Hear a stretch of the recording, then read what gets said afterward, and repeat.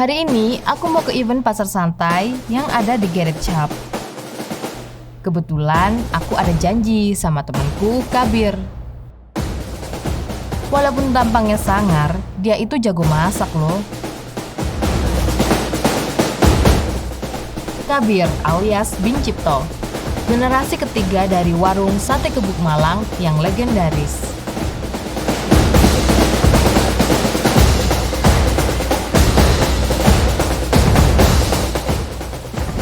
Tapi sore ini dia mau bajak dapurnya Garage Shop buat masak gulai kacang ijo. Nggak cuma itu, nanti aku juga pengen ajak dia ngobrol tentang kuliner lokal legendaris dari generasi ke generasi. Selamat datang di Radio Santai.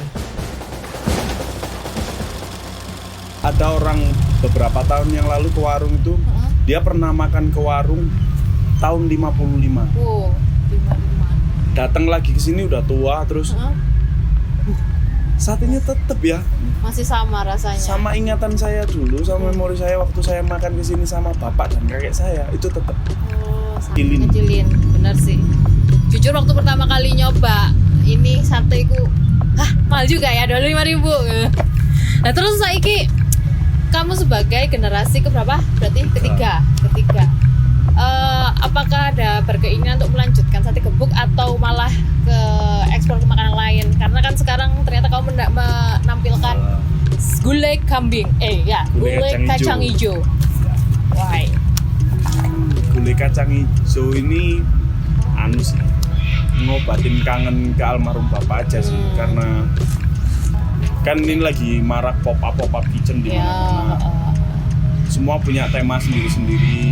Ada yang street food, ada yang dia lebih ke Arabian food gitu kan. Nah, aku ini pengennya kenapa aku ambil menu-menu yang tak tawarkan menu-menu kayak gini, karena ini menu-menu waktu aku kecil dibikinin bapakku. Jadi anak kecil kan biasa tuh nggak suka makan ini, nggak suka makan itu. Lah pinternya bapakku menghadirkan makanan yang nggak tak suka tadi, bahannya nggak tak suka, kayak tahu gitu atau terong gitu kan, anak kecil jangan ada yang suka. Dimasaklah sama dia. Pertama pasti dirubah bentuknya. Jadi kayak jadi perkedel atau jadi apa gitu kan. Entah pelan-pelan mulai dibentuk sesuai aslinya, bentuk aslinya kayak apa diwujudkan gitu.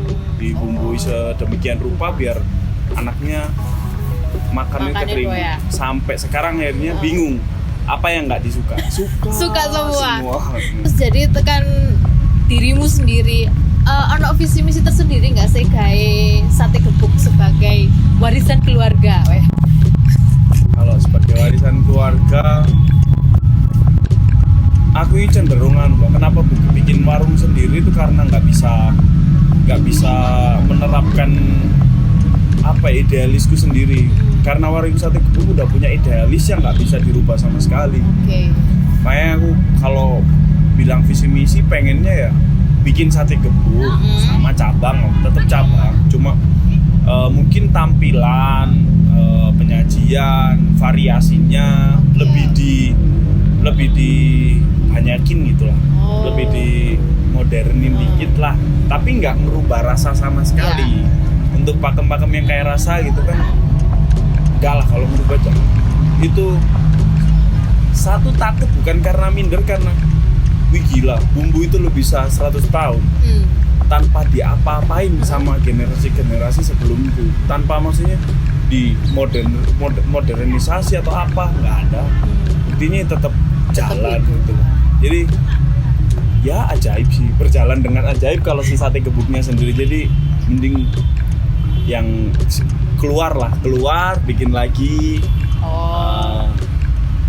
Tetap sate gebuk, cuma tampilannya variannya dirubah lebih modern dikit lah ya. Tapi emang nggak bakal takut.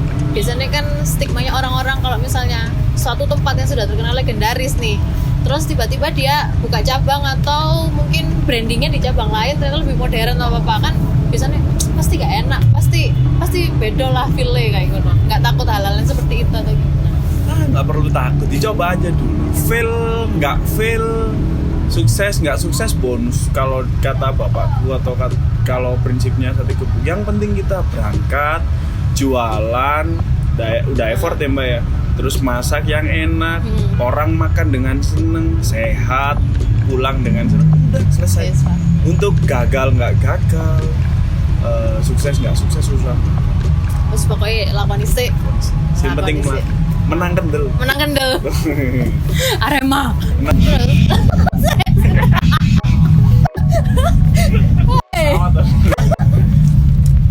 Terus ya apa gini? Jadi melihat fenomena sekarang kan banyak anak yang bikin usaha baru, tapi terus mereka merasa, aduh kayak ini deh, kayak bakal gagal deh.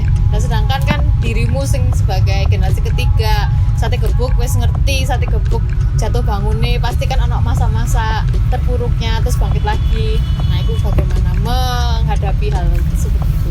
Yo, pesannya kalau untuk yang mau berbisnis, bukan laba dulu yang dicari. Laba dalam bentuk, laba ini banyak bentuknya. Labanya profitnya nggak dalam bentuk duit dulu gitu.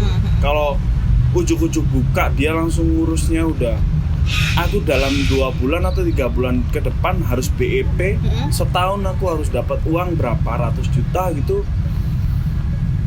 Kayaknya nggak bisnis kuliner aja, bisnis segala apapun itu kayak nggak logis mainan itu. MLM aja gitu loh. Nggak ada yang logis gitu. Jadi sebelum menekunin bisnis itu harus benar-benar terjun, minimal harus terjun dulu sebagai pegawai atau apa di tempat yang dia pengen berbisnis itu gitu. Harus ada pengalaman, harus ada backgroundnya di belakangnya biar tahu. Jadi nggak ujuk-ujuk satu ntar takutnya digoroi sama pegawai, nggak kemeru juga gitu loh. Jadi harus tahu lah apa yang mau dikerjakan sama dia. Berarti pokoknya sama los harus lah ya. yakin lah, harus yakin jangan mikir laba dulu sama jualan yo. Ini konteksnya jualan, berdagang, bisnis F&B segala macam. Ya yakin dulu, berangkat yakin, urusan laku nggak laku kan ntar bisa dipikir lagi. Kalau emang nggak laku kenapa, kalau laku harus apa ya, step apa lagi yang harus saya lakukan setelah laku gitu.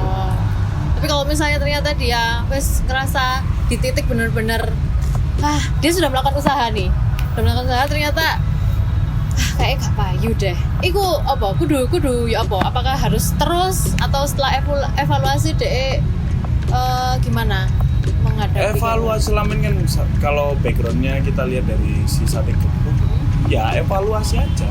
Apa yang kurang dari kita mungkin pastilah. Kalau gitu itu pasti bisa dianalisis. Ya Microsoft nggak mungkin jadi Microsoft kayak sekarang kalau dia nggak sustain dari tahun berapa puluh itu akhirnya sekarang jadi segitu gedenya Silicon Valley kayak gitu kan. Ya sama sebenarnya kalau kita mau nerapin prinsip-prinsipnya, kita tahu prinsipnya, kita tahu celahnya, sama aja kok bisnis itu. Dihitung-hitung cuma ya gimana sebenarnya kan, cuma gimana kita naruh duit segini bisa dinaikin jadi value-nya jadi segini. Benar. Ntar maksimalnya sama maksimal kayak apa gitu aja kan sebenarnya. Pokoknya yakin dan los sebenarnya ya. Menang yakin sampai ngawur sih. Iku sebenarnya. Pokoknya iku ya. Wah, keren banget sih Bir. Tapi aku gak sabar pengen nyoba iki sih. Tapi saya ngenteni buka puasa 1 jam. 1 jam lagi ya. Setelah Tenang. beber. Setelah beber.